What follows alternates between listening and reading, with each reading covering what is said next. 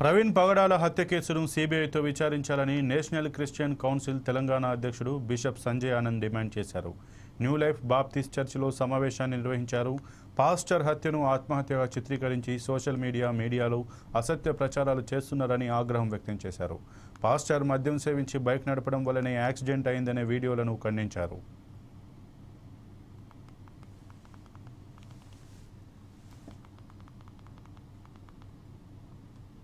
సేవకుడు సువార్త కొరకు బయటికి పోతే గ్రామాలకు పోతే క్రైస్తవులు అనగా నిజంగా ఇంతకుముందు సహోదరి చెప్పినట్టుగా క్రైస్తవులు అంటే రెండు తెలుగు రాష్ట్రాలకు చాలా చిన్న చూపు అయిపోయింది. ఎక్కడ సభలు పెట్టినా ఎక్కడ మేము వ్యక్తిగతంగా ఆ సభలలో హాజరై వ్యక్తిగతంగా మేము సాక్షులము.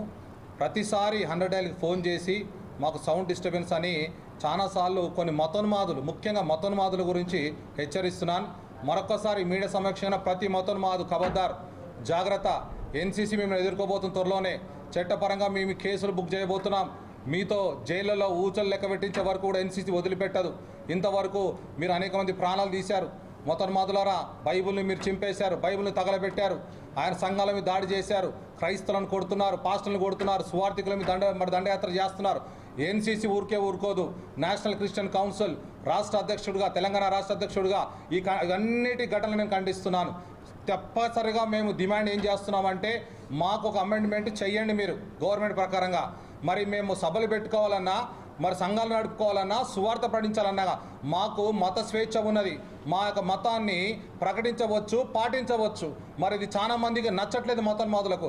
అందుకే ఈ దొంగ ఫోన్ చేసేసి వాళ్ళ పేర్లు చెప్పకుండా చాలాసార్లు ఇబ్బంది పెడుతున్నారు సంఘాలను, ముఖ్యంగా మీటింగ్స్ సమయంలో. మరి మేము ఎక్కడ మీటింగ్లు చేసుకోవాలి? మేము భారతదేశంలో పుట్టలేదా? మరి మేము భారతవాసులంగామా? మా ఓట్లు మీకు అవసరం లేదా? మరి ఎందుకు మీరు ఒక దేశాన్ని పగను మరి సృష్టిస్తున్నారు? మతోన్మాదులారా, మరొక్కసారి ఖబర్దార్. ఎందుకంటే ప్రవీణ్ పగడాల యొక్క విషయంలో గమనిస్తే అన్ని ఛానల్స్ కాదు, కొన్ని ఛానల్స్ చాలా బ్యాడ్ ప్రాపగండా. ఇంతకుముందు మా యొక్క లాయర్ గారు చెప్పారు, హైకోర్టు లాయర్ గారు, డెఫినెట్లీగా వాళ్ళ యొక్క ఛానల్స్ పైన కూడా డిఫమేషన్ కేసు అయిపోతున్నాం. ఖబర్దార్. అటువంటి మతోన్మాదులకు సపోర్ట్ చేసే ఛానల్ ఇంతవరకు మా యొక్క వ్యూవర్షిప్ మీకు లేదా? మా టీఆర్పీలో క్రైస్తవులు లేరా? మరి ఇప్పుడు జాగ్రత్త. అన్ని ఛానల్స్ కాదు కానీ కొన్ని ఛానల్స్ మరి విద్వేషాన్ని సృష్టిస్తున్నారు, జాగ్రత్త. క్రైస్తవులు అనగా